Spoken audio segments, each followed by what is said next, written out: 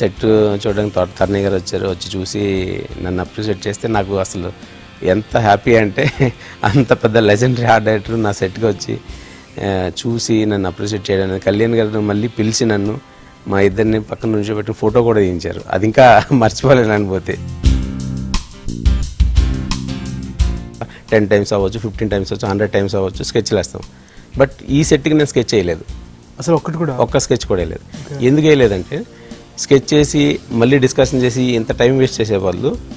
ఆయన నాకు కథ చెప్పారు, బాబీ గారు నాకు కథ చెప్పారు, కళ్యాణ్ గారు ఏమనుకుంటున్నారో ఆయన నాకు చెప్పారు. So 2 inputs, cameraman lighting side 3 తీసుకుని నేనేం చేశాను, డైరెక్ట్ మినియేచర్ తయారు చేశాను. బేసిక్గా ఏంటంటే ఆయనకి వెస్ట్రన్ మూవీస్ అని బాగా ఇష్టం, గన్స్ అన్న వెస్ట్రన్ మూవీస్ అని బాగా ఇష్టం.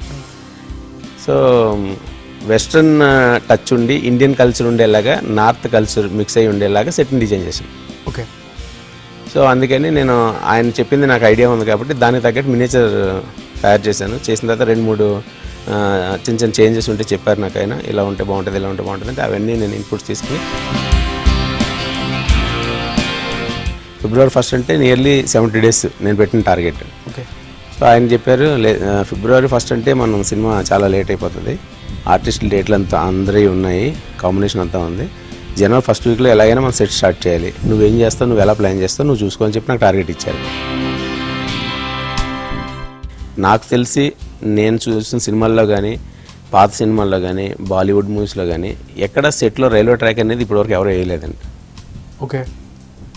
ఎందుకంటే ఇప్పుడు రైల్వే ట్రాక్ వేసాము, ఆపోజిట్ సైడ్ ఏం వేయాలి, ఇప్పుడు ఇటు ఫ్రేమ్ పెడితే అదంతా ఎంటీగా ఉంటుంది, ఏం చేయాలి.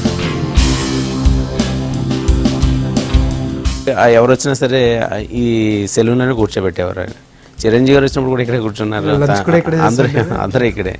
ఇది బెస్ట్ ప్లేస్ అనమాట ఆయనకి బాగా నచ్చిన ప్లేస్.